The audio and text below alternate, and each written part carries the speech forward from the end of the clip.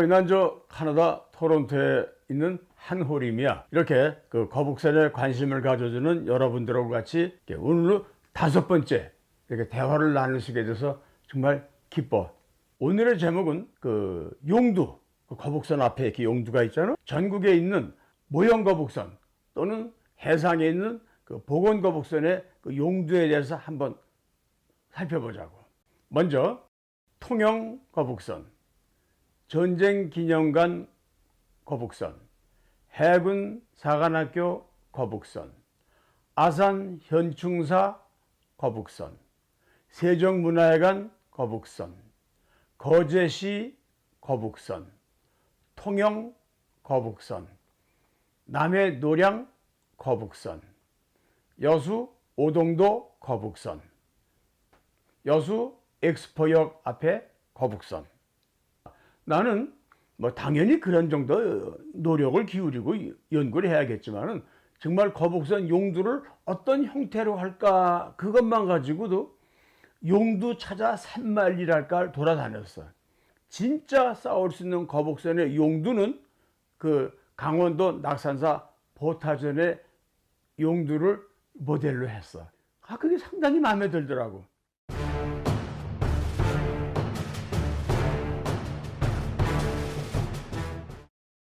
거북선 용두 하면 사람들이 이렇게 생각들을 많이 해.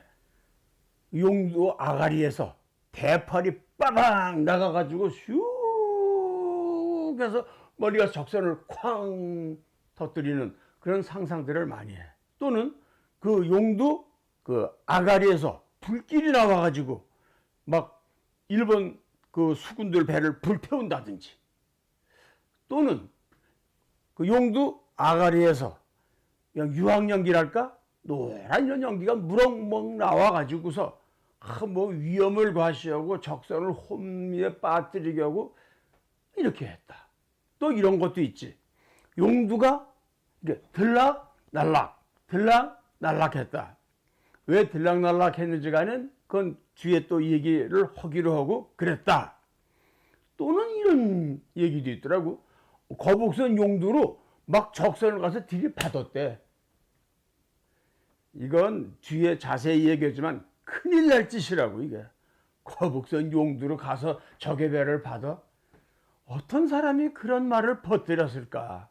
참 딱해. 그러면 그 거북선의 그 용두가 어떻게 해서 생겼을까? 뭐 여러분도 알다시피 그 거북선이 나오기 전에는 판옥선이라고 하는 배가 있었어. 전선이지. 근데 거기에다가 이제 그 이순신 장군께서 생각해 보니까 거기 수군들도 참 보호하고 그러려니까 이걸 갖다가 뚜껑을 씌웠단 말이지. 그걸 우리가 둥근 지붕이라고 그래서 그걸 궁룡이라고 그래. 영어로 돔에 가깝지. 그리고 이걸 또 장갑이라고도 볼 수가 있어. 모든 그 화살이나 총탄을 막는다 이거야. 그걸 씌워놓고 보니까 또 모양이 거북같이 생겼잖아. 둥그렇게. 그러니까 이걸 우리가 거북선이라고 부르게 됐고, 한문으로는 귀선, 거북귀자를 부르게 됐고. 근데 거기다 이제 대가리를 하나 붙이면 귀두라 그러자. 거북대가리를 붙였다. 그러다가 그것이 어느 때인지는 모르지만 그 거북하고는 게임이 안 되는 그 천지조화를 일으키는 용, 무시무시한 참 용대가리를 다뤘다. 이러한 그 근원들에 대해서 우리가 한번 또 알아보려고 그래. 그 중세 서양의 배들은 그 선수의 그 장식으로 그 조각을 달았는데, 그것이 뭐 물에 있는 배라고 해서 뭐 상어를 달거나 무슨 고래를 달거나 그러지 않고 육상동물인 사자같이 사납고 무섭고 이런 걸 달았다고. 또는 신화에 나오는 그 참 신들을 조각해서 달기도 했어. 지금 여기 보이는 거는 그 로마 신화에 나오는 바다의 신 넵튠상이야. 그런데 이건 남성이고 대개의 경우는 여성상으로 많이 했어. 배는 여러분도 알다시피 영어 시간에 배울 때 여성으로 배우잖아. 배는 여성이거든. 참 근데 말이야, 그 선수상이라고 해서 앞에다가 뭐 사자를 달거나 뭐 바다의 신을 달았다고 해서 사실 배 그 폼은 나지만 그 뭐 그거 갖고 이렇게 겁을 먹겠어? 근데 그 선수상을 영어로 figurehead라고 그래. figurehead. 그 figurehead는 사실 폼만 근사하지 무슨 힘이 있겠어. 그래서 영어로 he is just a figurehead. He is just a figurehead. 그러면 아 그는 그 지위만 폼만 나지 실제로 아무 그 파워가 없는 사람이야 할 때 he is just a figurehead 이렇게 말해. 그런데 그 여러분도 다 이제 알지. 그 거북선 그에 그 달린 용두는 두 가지 스타일이 있어. 하나는 그냥 이렇게 일자로 생긴 거야. 목이 쭉 일자로 생겨가지고 이걸 갖다가 우리가 그 통제형 거북선이라고 그래. 그 스타일을. 근데 그것도 말고 다른 하나는 목이 이렇게 서 있는 기역자로 된 형태가 있어. 이것을 우리가 전라 좌수형 거북선 스타일이라고 그래. 그런데 여기서 우리가 참 짚고 넘어가고 연구할 게 많은 거야. 거북선 용도 그 아가리로 포를 쐈다고 그러지. 그러면 그냥 포탄이 빠방 나오면 그냥 그 일본 수군들이 그냥 놀라 자빠지고 그랬다 이거지. 글쎄 그 통제형 거북선처럼 용대가리가 일자로 됐으면 혹시 가능할 수도 있어. 그런데 그 옛 기록을 보면은 그 용두 아가리로 대포를 쐈다는 구절이 한 구절 나오긴 나와. 그런데 거북선 구절을 잘 보면은 자 한번 그려보시고 거북선 용두 바로 밑자리는 4편에서 설명한 그 닻을 오르고 내리는 권양기를 두는 자리야. 이걸 감는 자리라고 이걸. 그러면 권양기를 감는 자리에서 어떻게 대포를 쐈나? 무슨 재주로 쏘나? 혹시 그 다음 그림처럼 대포를 공중에 띄워서 수군들이 공중에서 쐈다? 이게 말이 되나 이게? 말이 안 된다 이게. 근데 더더군다나 기가 막힌 게 있어. 더더군다나 기가 막힌 건 용두가 기역자로 된 전라 좌수형 거북선에서도 아가리로 대포를 쐈다네. 야, 이 그림 봐. 아니 대포알이 이렇게 기역자로 나가는 그런 포신으로 나가나? 이게 말이 그게 되는 거야 안 되는 거야? 그런데 참 더 창피한 것은 이 말도 안 되는 원리를 누구 보라고? 즉 우리보다 잘난 서양 사람 보라고? 영어로 번역을 해놨어요. 보세요 한번. 그 다음은 거북선 그 용두 아가리로 불을 뿜었다. 그 무슨 현대전에서 화염 방사기 같은 걸 아마 생각을 했던 모양이야. 그런데 잘 그 상황을 보면은 현대전에서 쓰는 화염 방사기보다 그때 거북선 아가리로 불 쏘는 게 더 셌던 모양이야. 말이 되나? 예를 들면 배와 배끼리는 아무리 가까워도 몇십 미터거든. 근데 몇십 미터를 날아가는 화염 방사기가 있다? 그래. 그렇다고 또 치자. 그러면 거북선 용두가 이게 나무로 만들어졌을 텐데 그 안에 그 뜨거운 불이 나간다? 그럼 이 거북선 용두는 안 탈까 불에? 아 그거야 뭐 방화벽을 어떻게 했겠죠. 또는 이거는 쇠로 만들었습니다요.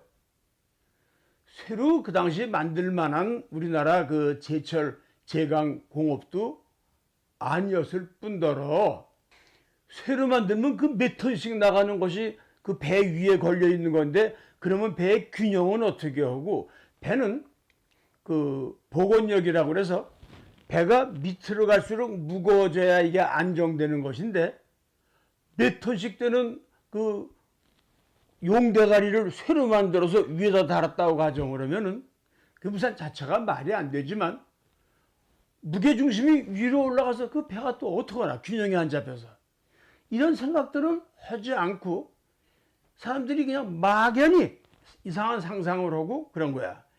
영화도 그렇게 만들고. 근데 그러면 이제 그래 이 거북선 용두 그걸로 불을 내뿜는 거는 위험하다. 그러면 그럼 거기다가 이 염초, 뭐 유황 이런 걸 태워가지고 연기를 냈다. 이렇게들 조금 양보해서 생각을 하는 경우도 있어. 그렇게 생각을 해봤다고. 그래, 한번 그걸 태워보라고. 무슨 수로 그 연기가 그렇게 요즘 현대전에서 쓰는 연막탄처럼 팍 넘으면 그냥 팍 나가고 그렇게 될 수가 있겠느냐고. 최소한으로 그 연기를 내보내려면은 거기에 풍구가 있어야 돼요. 그러고도 밑에 불을 떼면서 이런 걸 화학물질을 태워서 그걸로 내보낸다. 그래, 그렇게까지는 할 수 있겠지만 그게 뭐 그리 대단할까?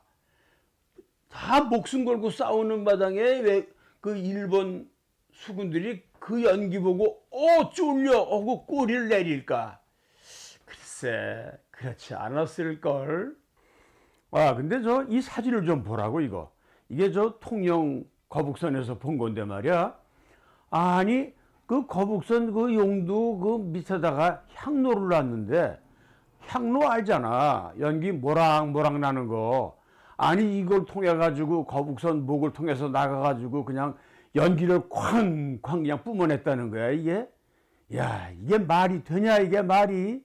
자, 그럼 그 거북선 그 용두 아가리로 불을 내뿜었건 연기를 냈건 그 구조를 어떻게 설계해야 할까?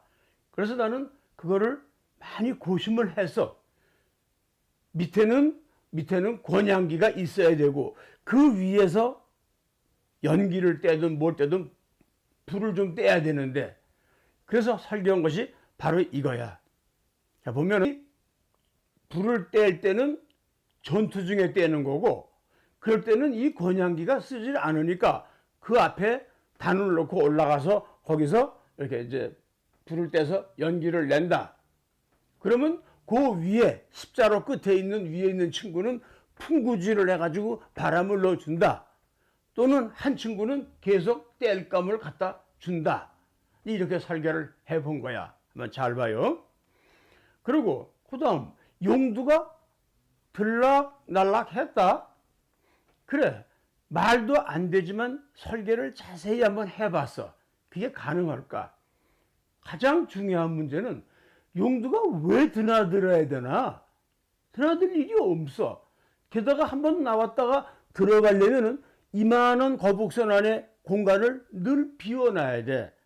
전투함은 그 안이 기어댕길 정도로 복잡하게 되어 있어요. 거기다가 용대가리가 들어왔다 나갔다. 게다가 용대가리가 그게 계산해보면 상당히 무거워요. 아무리 나무로 만들었어도. 그걸 갖다가 무슨 재간으로 그 흔들리고 파도치는 배에서 그 1.5m쯤 되는 용대가리를 들여다가 놓다 하느냐, 이거. 말이 안 된다, 이게. 자, 그리고 앞서 잠깐 얘기한 거북선이 그 용두로 적선을 들이받았다. 이게 들이받는 걸 갖다가 우리가 충파라고 그래. 충, 가서 부딪혀. 파, 부셔. 또는 영어는 레밍이라고 그래. 램이라고 하는 그 양이 있어. 양이 딜이 잘 받거든. 그래서 그걸 레밍이라고 그래. 근데 이거는 미리 결론부터 얘기지만 말도 안 되는 얘기야. 그건 우리 충파 편에 한번 자세히 설명하기로 하고, 오늘의 결론은 우리나라가 지금 그야말로 제트기도 수출하는 그 과학, 기술 한국이라고. 그런데 어떻게 이렇게 이 문화재, 특히 이 보건 거북선 같은 것은 이렇게 낙후가 되고 뒤떨어지고 무식한지 모르겠어. 그거 생각하면 정말 답답해. 그래서 우리는 앞으로 진짜 싸울 수 있는 거북선, 이렇게 잘못된 상상, 환상 그런 것 말고 현실적으로 그런 거북선을 건조하자, 이거야. 이것이 내 주장이고 내 생각이야. 자, 그럼 여러분 다음 편에 또 봐요. 고마워.